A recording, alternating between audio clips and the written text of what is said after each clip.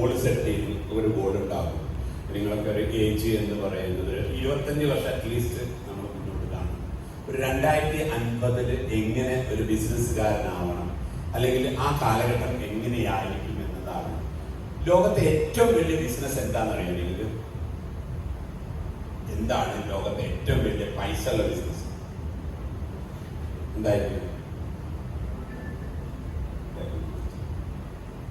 ഒന്നുകൂടി ആലോചിച്ചോ. ലോകത്ത് ഇപ്പൊ ഉള്ളതിലല്ല, കുറച്ച് മുന്നോട്ട് ഏറ്റവും കൂടുതൽ പൈസ ഉണ്ടാക്കിയ ഒരു വ്യക്തിയെ പറയാൻ പറ്റില്ല. റോക്കർഫെല്ലർ അറിയാം നിങ്ങൾക്ക്? കേട്ടിട്ടുണ്ടോ? ഓയിലാണ് യഥാർത്ഥത്തിൽ ഏറ്റവും വലിയ ബിസിനസ് എന്ന് പറയുന്നത്. 6 ട്രില്യൺ ആണ് ഇന്ന്. സോവറിൻ ഫണ്ടിൽ അബുദാബി ഇൻവെസ്റ്റ്മെന്റ് അതോറിറ്റിയാണ് ലോകത്ത്. നമ്മുടെ ഖത്തർ ബാങ്ക്, ആരാംകോ, ഇവരൊക്കെയാണ് ലോകത്തെ കൺട്രോൾ ചെയ്യുന്നത് ഏറ്റവും കൂടുതൽ പൈസ. ഇവർ പൈസ ഉണ്ടാക്കിയത് ഓയിലാണ് അല്ലേ? ഈ നമ്മളെ ഏത് യുദ്ധങ്ങളും, ഇപ്പോൾ കഴിഞ്ഞ നൂറ്റാണ്ടിൽ ഏത് യുദ്ധങ്ങളും നടക്കുന്നതിന് ബാക്കിൽ എന്തുണ്ടാവും? ഒരു ഓയിലിന്റെ കണ്ണ്. നമുക്കറിയാം സദ്ദാമിന് തലപ്പത്തിലും ഇതൊക്കെ എന്നൊരു ഒരു ഓയിലിന്റെ കണ്ണുണ്ടാവും. ഇപ്പം ഇന്ന് ഇപ്പൊ കഴിഞ്ഞ സെഞ്ചുറിയിലും ഈ സെഞ്ചുറിയുടെ ഇനീഷ്യൽ സ്റ്റേജ് ഇവിടുന്ന് അങ്ങോട്ട് മാറുന്നുണ്ട്. നമ്മൾ ഓയിലായിരുന്നു നമ്മുടെ ഏറ്റവും വലിയ ബിസിനസ് ഉണ്ടാകുന്നത്. We are exiting from the oil industry to behaviour data. അതാണ് നിങ്ങൾ ടെക്നോളജി എന്നുള്ള വാക്കുകളിലേക്ക് വന്നത്. അപ്പൊ ആദ്യത്തെ ഏറ്റവും വലിയ ഡിസ്ട്രക്ഷൻ എന്ന് പറയുന്നത് എനർജിയിലുള്ള ഡിസ്ട്രക്ഷനാണ്. $6 ട്രില്യൺ എന്ന ബിസിനസ് ഇവിടെ അവസാനിക്കുകയാണ്. അത് വേൾഡിന്റെ പവർ ഡൈനാമിക്സ് ചേഞ്ച് ആവും. അമേരിക്കന്റെ ഹെഗമണി ഇവിടെ അവസാനിക്കുകയാണ്. കാരണം അമേരിക്കയാണ് ലോകത്തെ എനർജിയെ കൺട്രോൾ ചെയ്ത് മിഡിൽ ഈസ്റ്റ് രാജ്യങ്ങളുടെ കംപ്ലീറ്റ്ലി പ്രൊട്ടക്ഷൻ ഏറ്റെടുത്തുകൊണ്ട്. കാരണം മിഡിൽ ഈസ്റ്റ് രാജ്യങ്ങളിലാണ് ഏറ്റവും കൂടുതൽ ഓയിൽ ഉണ്ടായിരുന്നത്. അവരായിരുന്നെങ്കിൽ ആ ഹെഗമണി അമേരിക്കൻ്റെത് ഇവിടെ അവസാനിക്കും. അതിൻ്റെ പ്രധാനപ്പെട്ട കാരണം എനർജിയാണ്.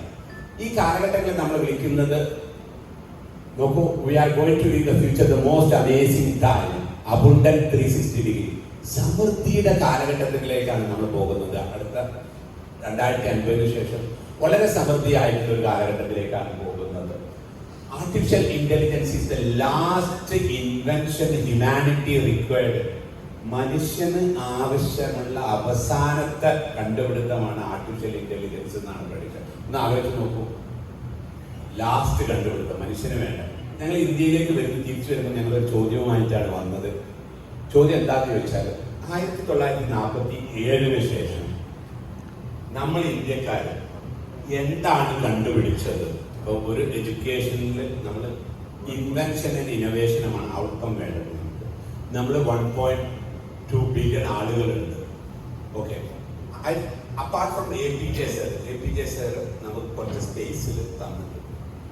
അതൊക്കെ ഒഴിച്ചു കഴിഞ്ഞാൽ അതിനെ മാറ്റി നിർത്തും. കാരണം അതിന് 1940 മുന്നേ കണക്ഷൻ നമ്മളുടെ എഡ്യൂക്കേഷൻ. അപ്പം എന്ത് ഇൻവെൻഷൻ ആൻഡ് ഇന്നോവേഷൻ ആണ് നമ്മൾ ചെയ്തത്? നമ്മൾ ഇന്ത്യക്കാർ. നമ്മൾ എന്ത് നിങ്ങളൊക്കെ വന്നിരിക്കുന്നത് എൻ്റെ ഒരു ബിസിനസ്സുകാരനാണ്, അല്ലെങ്കിൽ ഒരു ഓൺട്രപ്രണർ ലീഡറാണ്. ഇതാണല്ലോ നിങ്ങളുടെ ഉദ്ദേശം. നമ്മൾ ആലോചിക്കേണ്ടത് നമ്മൾ എന്ത് ചെയ്തു ഇന്ത്യയിൽ. എന്താണ് എന്തെങ്കിലും ഒന്ന് പറയാൻ പറ്റുമോ? ഒരു ഇൻവെൻഷൻ ആൻഡ് ഇന്നോവേഷൻ. നമ്മളായിട്ട് സ്വന്തമായിട്ട് ഉണ്ടാക്കിയ ഏറ്റവും വലിയ ബിസിനസ് ഏതെങ്കിലും കോപ്പി അടിക്കാണ്ട്.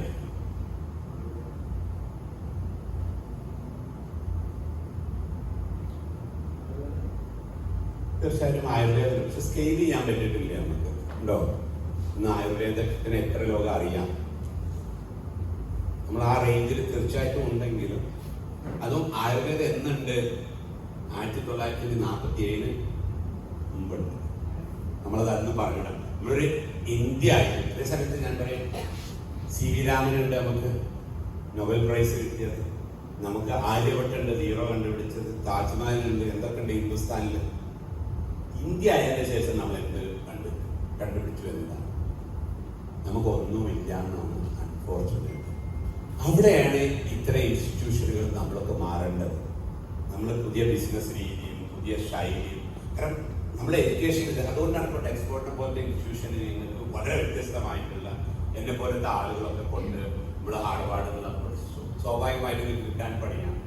ഇത്തരം ആളുകളെ ഇതിലേക്ക് കൊണ്ടുവരുന്നത് എന്താണ്? നിങ്ങളെ ഒരു വേറൊരു ലോകത്തേക്ക് എടുക്കാൻ വേണ്ടി നിങ്ങൾക്ക് പെയിന്റ് ചെയ്യാൻ പോകുന്നത് 2050 ഇങ്ങനെയായിരിക്കും. ഈ കാലഘട്ടത്തിനനുസരിച്ച് വേണം നമ്മളൊക്കെ ജീവിക്കാൻ വേണ്ടിയിട്ട്. അപ്പൊ 2050 നിങ്ങൾ ആലോചിക്കേണ്ട ലോകത്തെ ഏറ്റവും ബിസിനസ് ഡിസ്റപ്റ്റ് ചെയ്യാൻ പോവുകയാണ്. എനർജി ഡിസ്റപ്റ്റ് ചെയ്യാൻ. രണ്ടാമത് വാട്ടർ, നമുക്ക് ആവശ്യം വാട്ടർ നമുക്ക് ഫ്രീ ആയിരിക്കും. ലോകത്തെ അടുത്ത ഏറ്റവും വലിയ റെവല്യൂഷൻ വരുന്നത് ഹെൽത്തിലാണ്. ഇപ്പൊ ഹെൽത്തിലൊരു റെവല്യൂഷൻ എന്ന് പറയുന്നത്, ഈ റെവല്യൂഷൻ എന്ന് പറയുമ്പോൾ നിങ്ങൾ ആലോചിക്കേണ്ടതെന്ന് പറഞ്ഞാൽ സാധാരണഗതിയിൽ